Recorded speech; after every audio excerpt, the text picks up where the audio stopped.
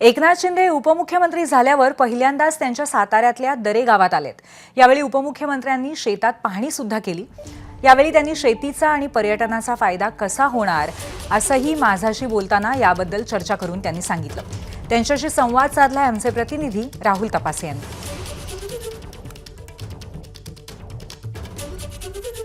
राज्याचे उपमुख्यमंत्री एकनाथ शिंदे हे सध्या दरे गावातील आपल्या या ठिकाणी विश्रांतीसाठी आलेले आहेत। ते या ठिकाणी आल्यानंतर या ठिकाणची शेतीची पाहणी करतायत।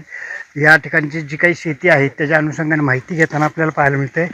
आपण त्यांच्याशी आता बातचीत करणार आहोत। आपण या सगळ्या राजकीय धगाधगीतून आता इथं आल्यानंतर एवढ्या शांततेच्या ठिकाणी इकडे आल्यावर शांतता मिळते आणि गावामध्ये खरं म्हणजे इकडे खूप पोटेन्शियल आहे। प्रत्येकाने इथं ज्या ज्या काही झाडांची लागवड करतील, अगदी नारळापासून, काजूपासून, आगरवूडपासून, आंब्यापासून सगळी झाडं इथे आहेत। इवन ॲपल देखील ची झाडं लावलेली आहेत।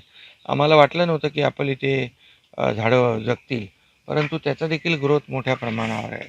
अशा संपूर्ण गावामध्ये या आमच्या रोजगार हमी फलोत्पादन खात्याच्या माध्यमातून गावागावातल्या लोकांना एकत्र येऊन शेती करता येईल, आपला विकास करता येईल, शहराकडून गावाकडे लोक येतील, हाच आमचा उद्देश। साहेब, इथली जी पर्यटनाचा जो परिसर आहे म्हणजे पर्यटन आहे, निसर्ग रम्य परिसर आहे आणि पर्यटनाला खूप मोठा वाव आहे आणि म्हणूनच इथं पण आता आम्ही खाली मुनावळेजवळ एक पर्यटन केंद्र सुरू केलं आहे। ते डेव्हलप होतं आहे। मोठ्या प्रमाणावर पर्यटक इकडे येतात। पर्यटनाच्या माध्यमातून मोठ्या प्रमाणावर संधी आहे, बॅकवॉटर आहे आणि जंगल आहे।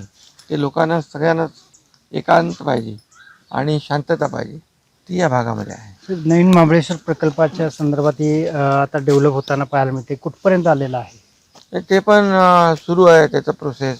त्याच्यापासून देखील लोकांना इकडे फायदा होईल, खूप लोकांना फायदा होईल। आज ज्या जमिनी अशाच पडून आहेत त्यामधून त्यांना उत्पन्न घेता येईल, त्यांना छोटा मोठा व्यवसाय करता येईल, पर्यटकांसाठी त्यांना काही सुविधा देता येतील।